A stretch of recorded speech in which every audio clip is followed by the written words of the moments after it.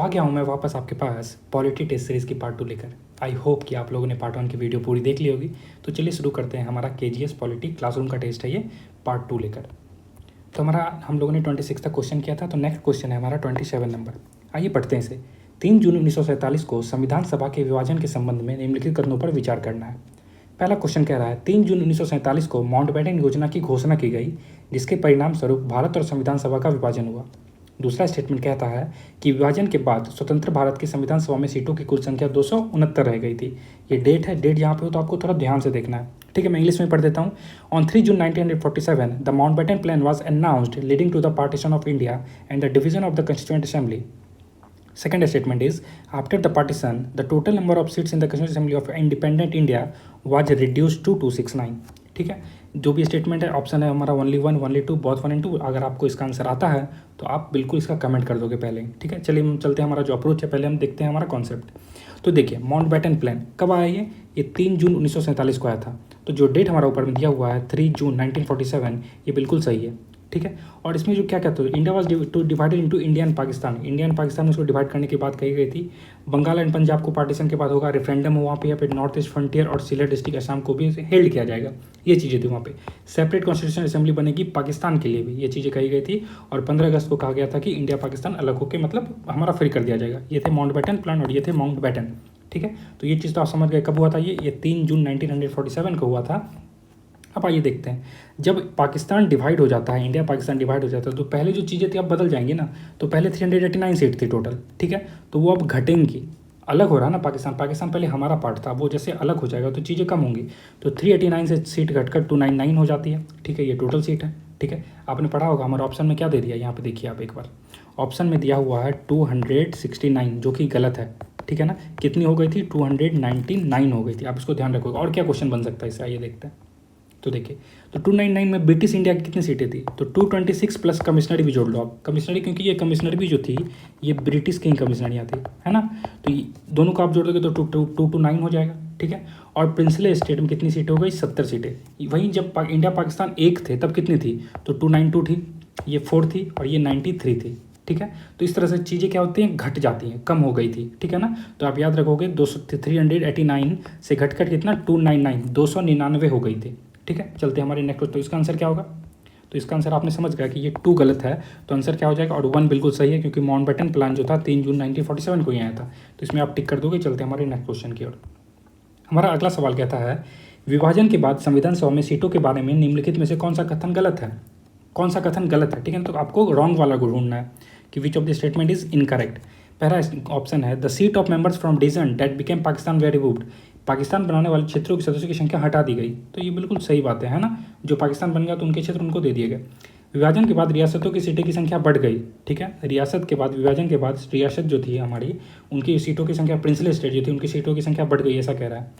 Chief commissioner प्रांतों की एक सीट कम हो गई। आप समझ रहे हो, बलूचिस्तान की जो सीट थी चीफ कमिश्नरों की, वो क्या हो जाती है, कम हो जाती है। तो ये बिल्कुल सही है। उसके बाद देखिए, विभाजन के बाद ब्रिटिश प्रांतों की सीटों की संख्या कम हो गई। तो जब इंडिया पाकिस्तान अलग हो गया तो सब चीज़ें कम होंगी ना। यहाँ पे हटा दी गई, कम हुई, तो यहाँ पे बढ़ कैसे गई भाई। तो ये हमारा गलत है। तो 28 का जो बी होगा वो बिल्कुल गलत होगा। कोई दिक्कत इसमें नहीं। आइए चलते हैं आगे। अब देखिए, सच्चिदानंद सिन्हा, निम्नलिखित कथनों पर विचार करना। निम्नलिखित कथनों पर विचार करेंगे। Sachchidanand Sinha was the temporary president of first meeting of constituent assembly. कहता है कि सच्चिदानंद सिन्हा जो है संविधान सभा की पहली बैठक के अस्थायी अध्यक्ष थे। आइए देखते हैं। अगला है Acharya JP Kripalani propose his name. Acharya JP Kripalani जो थी उन्होंने उनके नाम का प्रस्ताव रखा था। ठीक है, कितना अच्छा क्वेश्चन है ये। और अभी आपने पढ़ा है 299 members were present in the first meeting of constituent assembly. संविधान सभा की पहली बैठक में 299 सदस्य उपस्थित थे। टोटल सदस्य 299 रह गए थे ना। अब उसमें से कितने सदस्य उपस्थित थे, ये चीज़ आपसे पूछ रही है। ठीक है, आइए देखते हैं इसका एक्सप्लेनेशन हम लोग। तो देखिए, ये हैं हमारे सच्चिदानंद सिन्हा। ठीक है ना, आप इनकी फोटो देख सकते हो। यहाँ पे हमारे सच्चिदानंद सिन्हा है, the first president of Indian constituent assembly. ठीक है ना, ये देख सकते हो, ये पहले प्रेसिडेंट थे। आप देखिए यहाँ पे, तो ये बात बिल्कुल सही है जो हमारा ऑप्शन में दिया हुआ है ना। ये सजेस्ट किया था JP कृपलानी ने। ठीक है, तो ये first president of constituent assembly थे। ठीक है ना, लेकिन ये क्या थे, टेम्पररी थे। याद रखोगे आप, first president of constituent assembly, लेकिन ये टेम्पररी थे। और ये जो क्यों बने गए थे, देखिए वहाँ पे जब ये संविधान सभा का बात आए ना किसको प्रेसिडेंट बना जाए, तो जो ये उम्र में सबसे बड़ी थे उस वक्त जितने भी लोग थे ना, ये सबसे बड़े थे, ओल्डेस्ट थे। इन कारण इनका नाम प्रपोज किया था JP कृपलानी जी ने। ठीक है। JB कृपलानी ने बोला कि ये उम्र में बड़े हैं, ये इनको बना दिया जाए। और ये जो प्रैक्टिस है कहाँ फॉलो होती थी, तो ये जो प्रैक्टिस है ये फ्रेंच में फॉलो होती थी, ठीक है। तो आपसे पूछा सकता है ये कहाँ की प्रथा थी जिसके कारण इनको बना दिया गया कि सबसे बड़े हैं तो भाई साहब इनको बना देते हैं, तो ये फ्रेंच की प्रैक्टिस थी। ये कितने साल के थे उस वक्त जब ये बने, तो ये 75 ईयर ओल्ड थे। कितने साल के थे सच्चिदानंद सिन्हा, 75 ईयर ओल्ड थे, ठीक है। अब देखिए पिछले लेक्चर में हमने पढ़ा था कि फ्रैंक एंथनी जो थे वो भी टेम्पररी वाइस प्रेसिडेंट थे, ठीक है ना। फ्रैंक एंथनी क्या थे, वो टेम्पररी वाइस प्रेसिडेंट थे। और टेम्पररी प्रेसिडेंट कौन थे, तो सच्चिदानंद सिन्हा जी ही थे, ठीक है। अब यहाँ पे देखिए आप इससे रिलेटेड और चीज़ आपको जाननी चाहिए। अब जब आप ये पढ़ रहे हो कि टेम्पररी प्रेसिडेंट कौन थे, तो आपको ये भी पढ़ना पड़ेगा कि परमानेंट प्रेसिडेंट कौन थे। तो ये जो हमारे राजेंद्र प्रसाद हैं, इनको इलेक्ट किया गया था as a permanent president of constituent assembly, अस्थायी सदस्य, यहाँ पे लिखा हुआ है ना हिंदी में। तो ये जो राजेंद्र प्रसाद हैं ये क्या हुए थे, ये इलेक्ट हुए थे एज ए अस्थायी सदस्य। तो बिल्कुल आपका कॉन्सेप्ट एकदम क्लियर होना चाहिए। मैं आपसे पूछूँ कि टेम्पररी प्रेसिडेंट बताओ, तो आपके मुँह से आवाज़ आना चाहिए सच्चिदानंद सिन्हा। मैं आपसे जब पूछूं अब टेम्पररी बता दिया भाई, तो परमानेंट प्रेसिडेंट बताओ, तो आप बोलोगे राजेंद्र प्रसाद। और मैं जब पूछूं टेम्पररी वाइस प्रेसिडेंट, तो आप बताओगे फ्रैंक एंथनी। और मैं जब आपसे पूछूं परमानेंट वाइस प्रेसिडेंट कौन बन गए थे, तो आप बताओगे HC मुखर्जी और TT कृष्णमाचारी। देख सकते हैं ये कौन है, HC मुखर्जी हैं और ये TT कृष्णमाचारी हैं, ठीक है। तो इन दोनों के नाम भी याद रखोगे। तो इतनी चीज़ आपको बिल्कुल याद होनी चाहिए, ठीक है ना। एक बार आप फिर से स्लाइड को देख लो। सच्चिदानंद सिन्हा हो गए फर्स्ट प्रेसिडेंट हो गए, टेम्पररी थे लेकिन फ्रेंच प्रैक्टिस थी, 75 ईयर ओल्ड थे। टेम्पररी वाइस प्रेसिडेंट कौन हो गया, तो फ्रैंक एंथनी हो गया। अब परमानेंट वालों को याद कर लेते हैं। परमानेंट प्रेसिडेंट राजेंद्र प्रसाद थे और permanent vice president HC Mukherjee और TT कृष्णमाचारी थे, ठीक है। अब देखिए यहाँ पे और आगे चीज़ें। पहली मीटिंग कब हुई थी संविधान सभा की, बहुत बार ये क्वेश्चन पूछा जाता है। तो ये जो हुई थी 9 दिसंबर 1946 को हुई थी, ठीक है ना, आप याद रखोगे। तो पहली मीटिंग कब हुई, 9 दिसंबर 1946 को हुई, ठीक है। कितने मेंबर ज्वाइन किए थे, तो 207 और कहीं कहीं 211 भी दिया होता है, ठीक है ना। दोनों में अलग अलग, इसीलिए मैंने दोनों डेटा आपके पास दे दिया है। तो आप जिसको चाहो वो फॉलो कर सकते हो। कहीं कहीं 207 भी दिया हुआ बुक्स में, कहीं कहीं 211 भी दिया हुआ, ठीक है। तो आउट ऑफ 389 सीट्स में कितने में लोग ज्वाइन किए, 207 से 211। प्रिसाइड कौन किया था, सच्चिदानंद सिन्हा ने। पहली मीटिंग थी ना, याद कर रखो, पहली मीटिंग थी। तो प्रेसिडेंट चुनना होगा भाई, किसको चुने, तो टेम्पररी रूप में हमने सच्चिदानंद सिन्हा को, जी हाँ, इनको चुन लिया गया था, ठीक है। डेट याद रखेंगे। Rajendra Prasad elected as permanent member, ठीक है ना, परमानेंट प्रेसिडेंट, ठीक है। कब ये किया गया, तो ये 11 दिसंबर 1946 को किया गया। याद रखिएगा आप, कब किया गया, 11 दिसंबर 1946 को किया गया था राजेंद्र प्रसाद को। पहली मीटिंग जो हुई थी वो कॉन्डोलेंस मीटिंग थी, ये भी याद रखो। पहली मीटिंग जब हो रही थी ना, वो कॉन्डोलेंस क्यों हो गया था, तो डेथ हो गया था प्रसन्ना देव रायकुट का। ये इतने छोटे छोटे फैक्ट हैं, इस पर बहुत सारे क्वेश्चन बनते हैं, इसीलिए मैं सबको आपके पास एक जगह क्लब करके ले आऊँ कि मतलब आप जब एक की टेस्ट सीरीज लगा लो तो आपके पूरे कॉन्सेप्ट क्लियर हो जाए। वो क्वेश्चन के साथ साथ और 2-4 चीज़ें सीखोगे तो वो खामी आपके लिए अच्छा ही रहेगा, ठीक है ना, कोई खामी नहीं करेगी, ठीक है। तो ये जो फर्स्ट मीटिंग थी 9 दिसंबर 1946 को हुई। 207 से 211 मेंबर ज्वाइन किए थे, 300 आउट ऑफ 389। प्रेसिडेंट कौन थे उस वक्त, तो सच्चिदानंद सिन्हा थे, लेकिन ये कौन थे, टेम्पररी प्रेसिडेंट थे, ठीक है। परमानेंट कौन होते हैं, तो राजेंद्र प्रसाद होते हैं। कब हुआ, 11 दिसंबर 1946 को। और पहली मीटिंग जो है कॉन्डोलेंस मीटिंग थी। रीज़न क्या था, डेथ ऑफ प्रसन्ना देव रायकुट। चलिए चलते हैं हमारे सवाल की ओर। क्या था हमारा सवाल, ठीक है।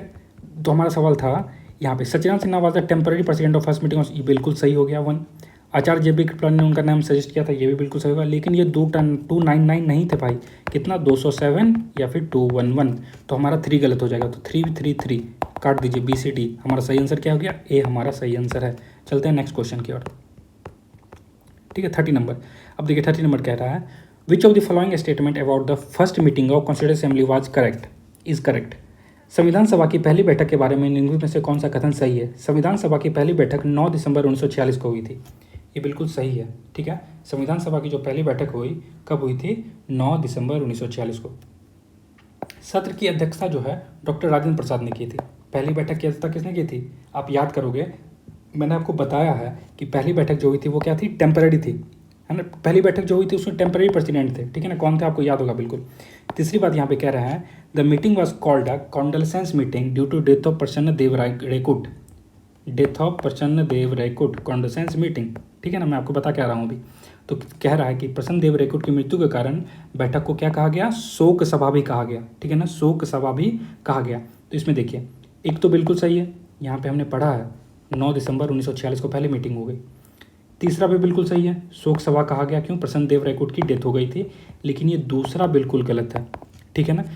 पहले सेशन के प्रेसिडेंट कौन थे, तो सच्चिदानंद सिन्हा थे, सच्चिदानंद सिन्हा जी थे, ठीक है ना। और ये क्या थे, तो ये टेम्पररी प्रेसिडेंट थे, टेम्पररी प्रेसिडेंट थे। आप याद रखोगे इन चीज़ों को, ठीक है। चलते हैं नेक्स्ट क्वेश्चन पे। और consider the following statement regarding the constituent assembly, संविधान सभा के संबंध में निम्नलिखित कथनों पर विचार करें। क्या विचार करना है। The second meeting was held on 10 दिसंबर 1946, ठीक है। दूसरी बैठक जो है 10 दिसंबर 1946 को हुई, ठीक है। In the second meeting doctor Rajendra Prasad was elected unopposed as the parliament permanent president, और दूसरी बैठक में डॉक्टर राजेंद्र प्रसाद को अस्थायी अध्यक्ष के रूप में निर्विरोध चुना गया। क्या किया गया, उनको निर्विरोध चुना गया। ये चीज़ें कह रही हैं यहाँ पे, ठीक है। आगे चलते हैं। The draft of objective resolution was discussed on 12 दिसंबर 1946, जो ड्राफ्ट ऑब्जेक्टिव रिजोल्यूशन का उसको डिस्कस किया गया 12 दिसंबर 1946। इसमें से कौन सा सही है, 1-2 सही है, 1-3 सही है, 2-3 सही है, या फिर 1-2-3 सही है। इसका आंसर आप लोग कमेंट करके बताओ जल्दी से। देखिए यहाँ पे the second meeting was held on 10 दिसंबर 1946, ठीक है। ये नहीं हुआ था, कब हुआ था सेकेंड मीटिंग, आप देखो यहाँ पे 11 दिसंबर 1946 को हुई थी सेकेंड मीटिंग, मैंने बताया ना। तो 10 दिसंबर को नहीं हुई थी, एक गलत हो गया। अब देखिए सेकेंड मीटिंग ये बिल्कुल सही है, 2 बिल्कुल सही है, ठीक है। और ऑब्जेक्टिव रिजोल्यूशन जो है 12 दिसंबर 1946 को नहीं आया था। ऑब्जेक्टिव रिजोल्यूशन कब ड्राफ्ट हुआ था, ठीक है। ऑब्जेक्टिव रिजोल्यूशन जो ड्राफ्ट हुआ था यहाँ पे आप देखोगे ऑब्जेक्टिव रिजोल्यूशन, तो 13 दिसंबर 1946 को ये ड्राफ्ट हुआ। कब हुआ था, 13 दिसंबर 1946 को, 12 को नहीं हुआ था, ठीक है ना। तो यहाँ पे ये भी गलत दिया हुआ है। आंसर आपका एक ही इसमें सही है, 2, ठीक है ना। 1 भी गलत है, 3 भी गलत है, लेकिन हमारे ऑप्शन में ऐसा कुछ भी नहीं दिया हुआ, ठीक है। तो इस हिसाब से ऑप्शन में गलत हो सकता है देने में, तो आप इसको ध्यान रखोगे। मैं जो बता रहा हूँ वो बिल्कुल बिल्कुल बिल्कुल सही है। सेकंड मीटिंग जो हुई थी वो 10 को नहीं हुई थी, कब हुई थी, 11 दिसंबर को हुई थी। और जो सेकंड राजेंद्र प्रसाद अनअपोज्ड, ये बिल्कुल सही बात है। लेकिन ऑब्जेक्टिव रिजोल्यूशन जो है OR हमारा, ये कब था, 13 दिसंबर 1946 को, 13 दिसंबर 1946 को। तो सिर्फ हमारा 2 का स्टेटमेंट इसमें सही है, आप इसका बिल्कुल ध्यान रखोगे, ठीक है ना। 12 दिसंबर 1946 को उद्देश्य प्रस्ताव के मसौदे पर चर्चा नहीं की गई थी, कब की गई थी, 13 दिसंबर 1946 को वो आया था, ठीक है। चलते हैं नेक्स्ट क्वेश्चन पे हमारे 32 नंबर पे। Consider the following statement about the objective resolution, उद्देश्य प्रस्ताव के बारे में निम्नलिखित कथनों पर विचार करें। It was presented by Sardar Patel on 13 दिसंबर 1946, इसे जो है किसने प्रेजेंट किया था, सरदार पटेल ने 13 दिसंबर 1946 को, ठीक है। दूसरा है it was adopted by constituent assembly on 22 जनवरी 1947, और इसको 22 जनवरी 1947 को स्वीकार कर लिया गया। और तीसरी बात है objective resolution letter became the basis of preamble of the Indian constitution, और ऑब्जेक्टिव रिजोल्यूशन जो बाद में जो है भारतीय संविधान का प्रस्ताव का आधार बन गया था, ठीक है। ऑब्जेक्टिव रिजोल्यूशन पर ये क्वेश्चन आया, तो आइए हम लोग देखते हैं इस क्वेश्चन को। ये रहा हमारा ऑब्जेक्टिव रिजोल्यूशन। तो संविधान सभा की प्रारंभिक घटनाओं का ये जो चार्ट बना हुआ है, तो 9 दिसंबर 1946 को क्या होता है, संविधान सभा की पहली बैठक हुई। 207 सदस्य, मैंने आपको बताया ना, कहीं पर 207 और कहीं पर 211 भी दिया हुआ है, ठीक है। डॉक्टर सज्जन सिन्हा अंतरिम अध्यक्ष थे, पता है। 10 दिसंबर 1946 को धन्यवाद प्रस्ताव हुआ, अंतरिम अध्यक्ष को दिया गया। 11 दिसंबर 1946 को डॉक्टर राजेंद्र प्रसाद को क्या किया गया, अस्थायी सदस्य चुना गया, ठीक है ना।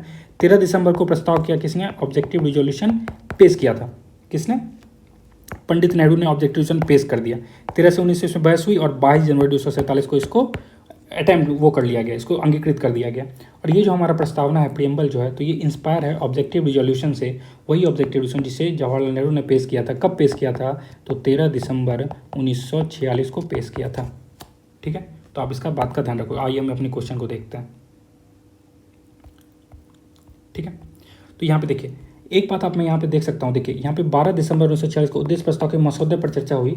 उद्देश्य प्रस्ताव जब पास हुआ ना, तो 13 दिसंबर 1946 को पास हुआ है, ठीक है। तो आप इसको 2 तरीके से देख सकते हो। अगर ये डेट यहाँ पे दिया हुआ है प्रस्ताव पारित होने का, तो ये गलत है, ठीक है ना। लेकिन अगर मसौदे पर चर्चा पे, अगर एग्जाम में मसौदे पर चर्चा की बात कर रहा तो हो सकता है कि 12 को उस पर चर्चा हुई हो, तो ये डेट सही भी हो सकता है, ठीक है ना। तो आप इस तरह से क्वेश्चन क्या कह रहा है ना, उस पर इस दोनों क्वेश्चन को आप अटैम्प्ट लोगे, ठीक है ना। मसौदे पर चर्चा अगर 12 दिसंबर को, तो मे भी हो सकता है, लेकिन प्रस्ताव पारित वाला डेट बिल्कुल एग्जाम में अधिकतर यही पूछा जाता है, कब पारित हुआ था, तो 13 दिसंबर 1946 को पारित हुआ था। इसे ध्यान में रखोगे। अब आइए देखते हैं हमारे सवाल को। तो इसे सरदार पटेल ने पेश किया था, बिल्कुल नहीं किया था। किसने किया था, जवाहरलाल नेहरू ने किया था, ठीक है। ये गलत हो गया, पहला गलत है हमारा, 1 गया। इसे क्या क्या 22 जनवरी 1947 को पास किया गया, ये 2 बिल्कुल सही है, ठीक है। ऑब्जेक्टिव उद्देश्य प्रस्ताव जो है बाद में भारतीय संविधान की प्रस्तावना का आधार बन गया, ये बिल्कुल सही बात है। तो हमारा करेक्ट आंसर क्या हो जाएगा, 2 और 3। जी हाँ, 2 और 3 इसका क्या है करेक्ट आंसर। आइए देखते हैं हमारा नेक्स्ट क्वेश्चन। तो हमारा नेक्स्ट क्वेश्चन कह रहा है who was the first nominated deputy speaker of constituent assembly, संविधान सभा के पहले मनोनीत उपाध्यक्ष कौन थे। तो इसका आंसर हो जाएगा हरेंद्र कुमार मुखर्जी। जी हाँ, HC मुखर्जी थे। आइए देखते हैं यहाँ पे, ये देखिए संविधान सभा के पहले मनोनीत उपाध्यक्ष थे HC मुखर्जी, ठीक है ना, HC मुखर्जी। तो इसे आप याद रखोगे, आंसर हमारा HC मुखर्जी है। नेक्स्ट देखते हैं Harendra Kumar Mukherjee was the first elected vice president, ठीक है, निर्वाचित उपराष्ट्रपति थे, ये तो बिल्कुल सही लग रहा है।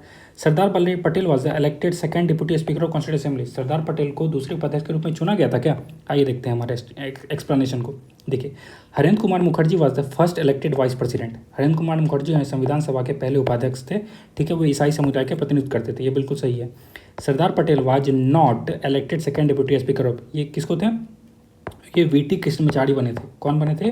वीटी कृष्णमाचारी बने थे, सरदार पटेल नहीं बने थे, ठीक है। जब सरदार पटेल नहीं बने तो हमारा 2 गलत हो जाएगा और हमारा 1 बिल्कुल सही है, तो 34 का आंसर क्या हो जाएगा? ए। 34 का आंसर क्या हो जाएगा? 1।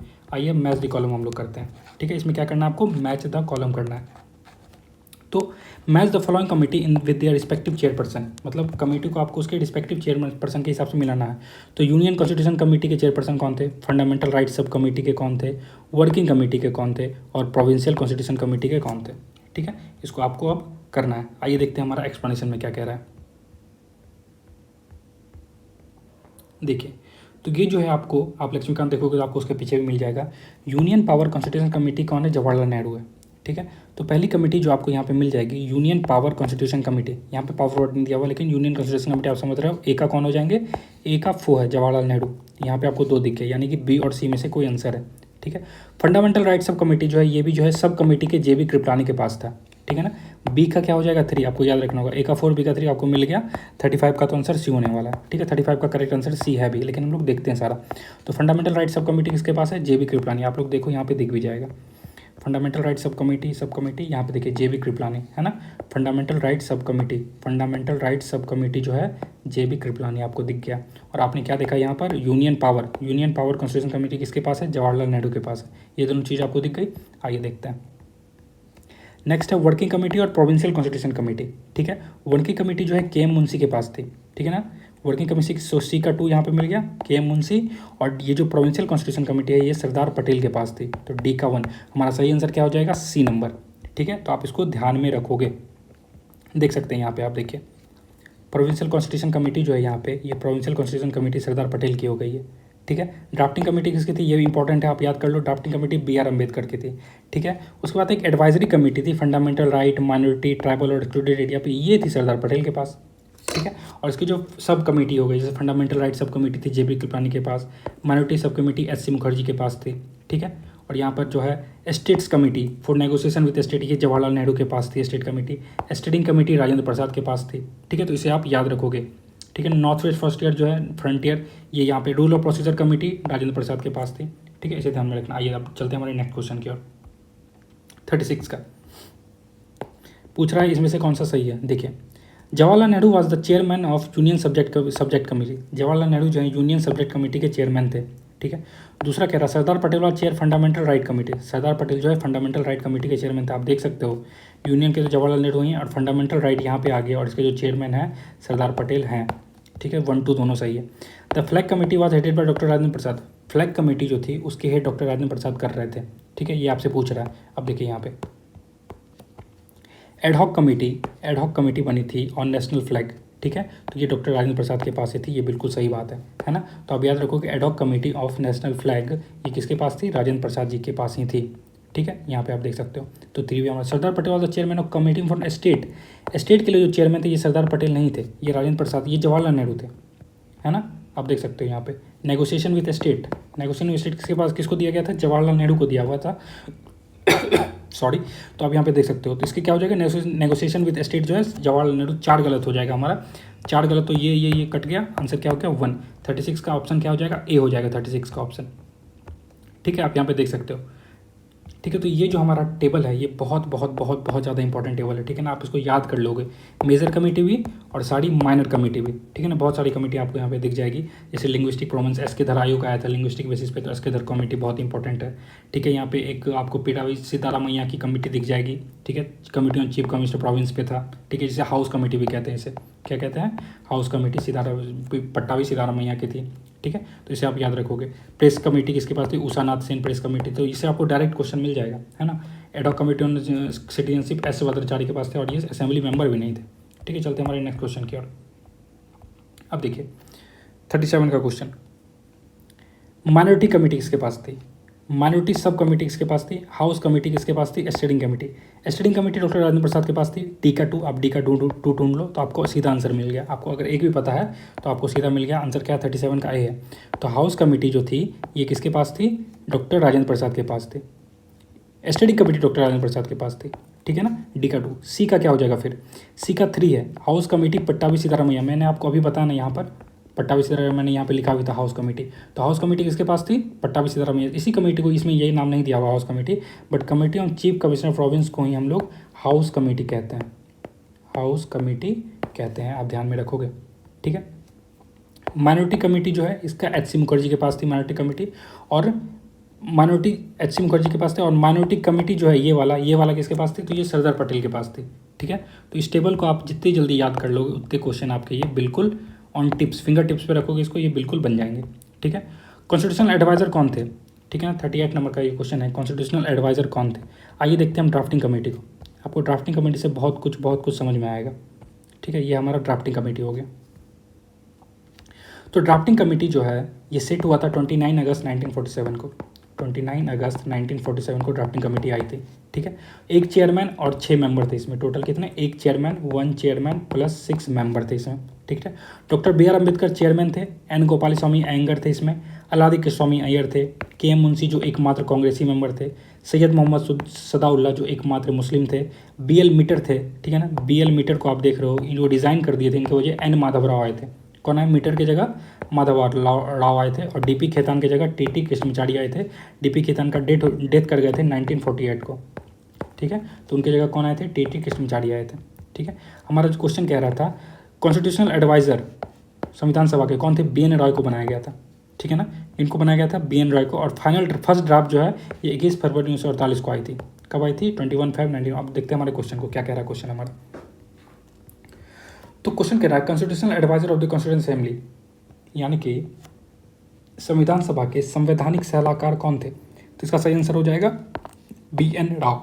जी हाँ, बी एन राव जो हैं, अब पढ़ के आओ अभी नीचे, बी एन राव थे।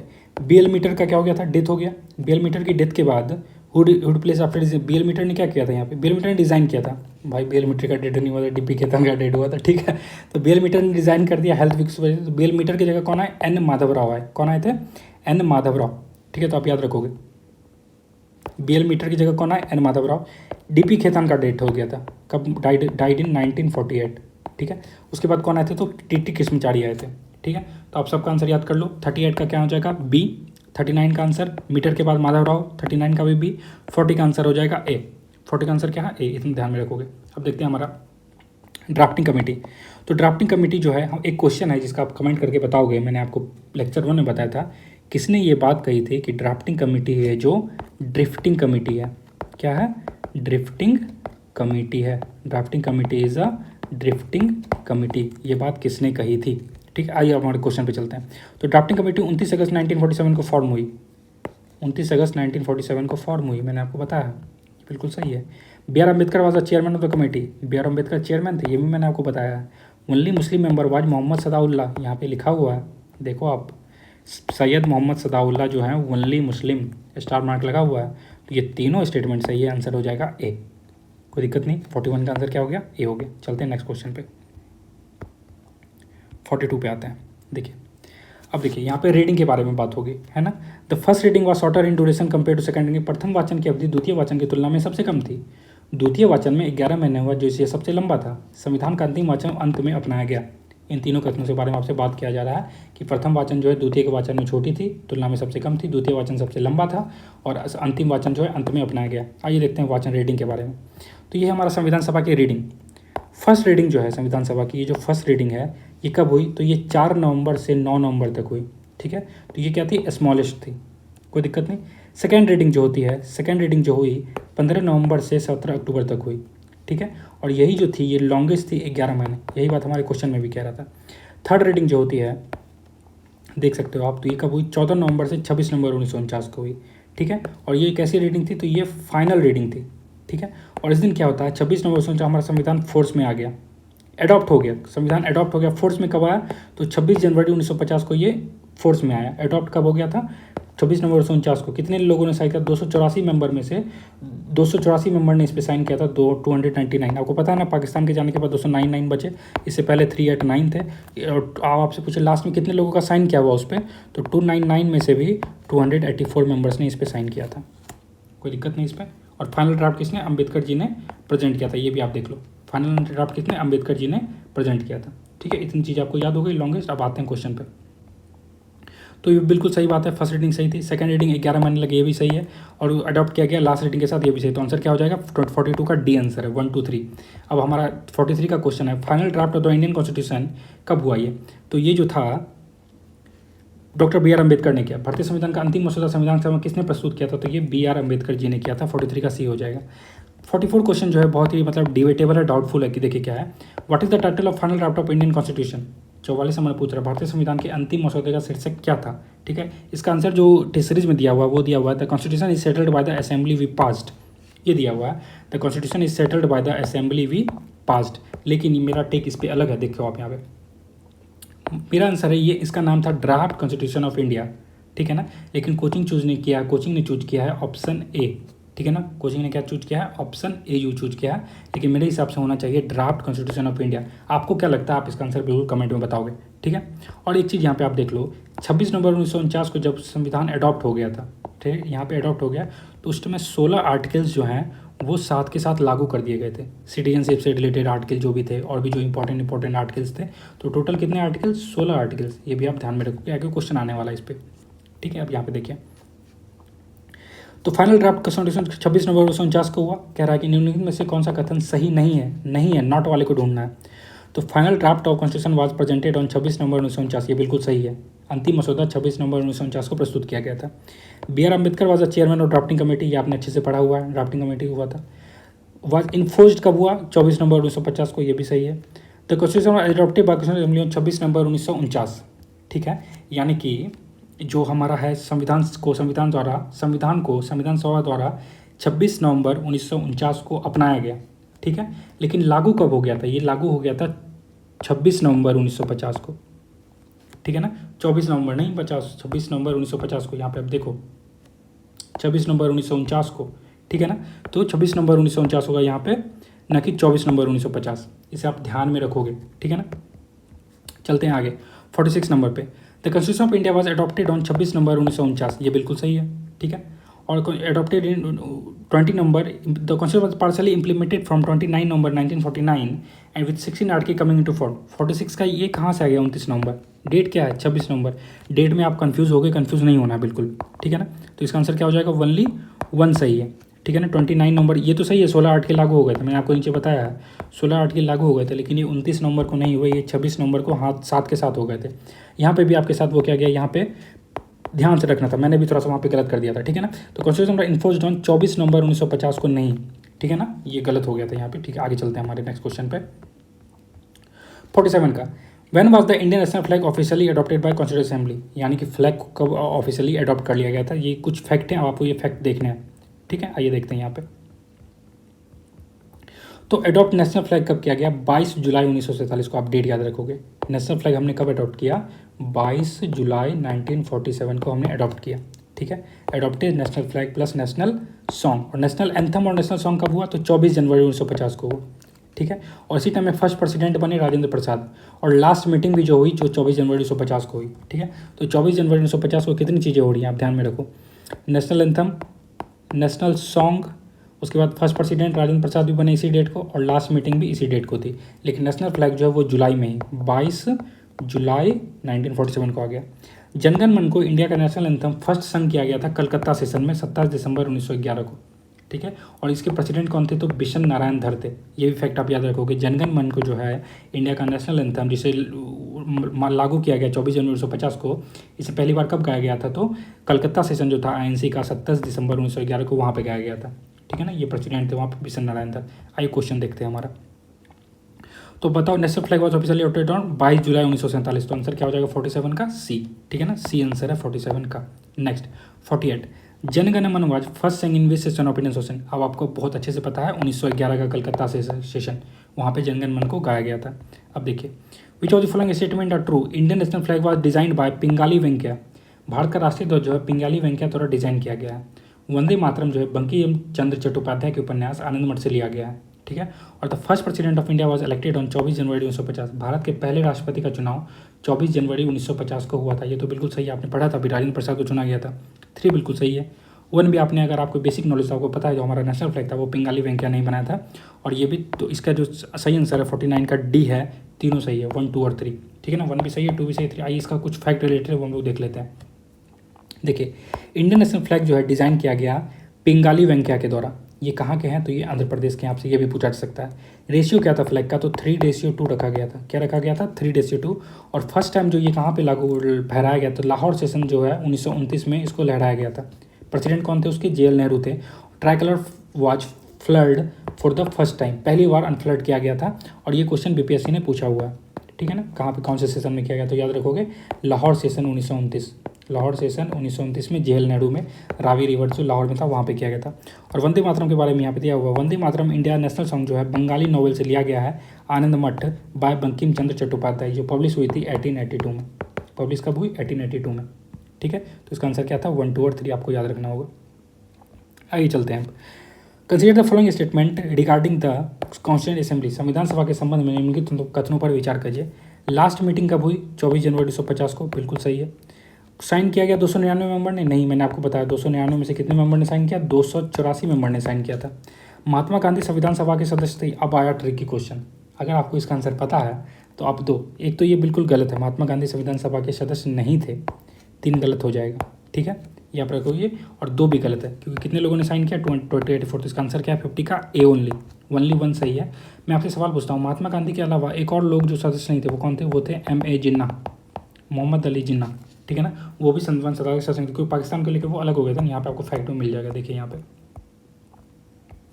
कॉन्स्टिट्यूशन इज साइंड बाय, संविधान पे साइन किया 284 मेंबर ने। ऑप्शन में दिया हुआ था 299, तो हमने उससे गलत कर दिया है। महात्मा गांधी और मोहम्मद अली जिन्ना जो है was not a member of constituent assembly, ये दोनों जो है कॉन्स्टिट्यूंट असेंबली के मेंबर नहीं थे। ठीक है, और कॉन्स्टिट्यूंट असेंबली जो है टोटल कितने हुए थे, इसमें 11 सेशन हुए थे। कब से कब तक, 9 दिसंबर 24 जनवरी 1950 तक। 165 दिन लगे टोटल, 165 टोटल सीटिंग हुई थी। ठीक है ना, टोटल सीटिंग में कितने दिन लगे, 165। कितना टाइम लगा था, ये क्वेश्चन BPSC पूछ चुकी है। तो 2 साल 11 महीना और 18 दिन लगा था। और टोटल खर्चा कितना आ गया था, तो 64 लाख रुपये का खर्चा भी आ गया था। ठीक है, लास्ट सेशन 24 जनवरी 1950 को था। ठीक है, तो इसलिए हमने ये क्वेश्चन भी हमने वो कर लिया। अब देखिए अगला क्वेश्चन पे आते हैं हम लोग। ठीक है, इसका आंसर आपको पता हो गया, 51 का क्वेश्चन है। कंसीडर द फॉलोइंग स्टेटमेंट, निम्नलिखित कथनों पर विचार करें। It took more than 3 years to draft the Indian constitution. भारतीय संविधान का मसौदा तैयार करने में 3 वर्ष से अधिक का समय लग गया। ये बिल्कुल गलत है, आपने पढ़ा 2 साल 11 महीना 18 दिन लगा। ठीक है, ये गलत हो गया। The total cost of drafting the constitution was 64 lakh रुपये। अभी आप नीचे पढ़ के आओ, संविधान सभा का मसौदा तैयार करने के लिए कुल लागत का लगभग 64 लाख रुपये थे। ठीक है, ये बिल्कुल सही है। तो हमारा 51 का आंसर क्या हो जाएगा, 51 का आंसर है बी। जी हाँ, 51 का आंसर क्या है, बी, ओनली 2। ठीक है, चलते हैं हमारे हम नेक्स्ट क्वेश्चन की ओर। और नेक्स्ट क्वेश्चन पे नहीं जा पाएंगे, समय आ गया है आपसे विदा लेने का। ठीक है, ये था हमारा 75 BPSC prelims test series KGS politic part 2। आप लोगों को ये वीडियो कैसा लगा, थोड़ी भी आपको ये हेल्प हो पा रही है, आपको हमारा ये PDF कैसा लग रहा है, तो आप कमेंट करके जरूर बताएं।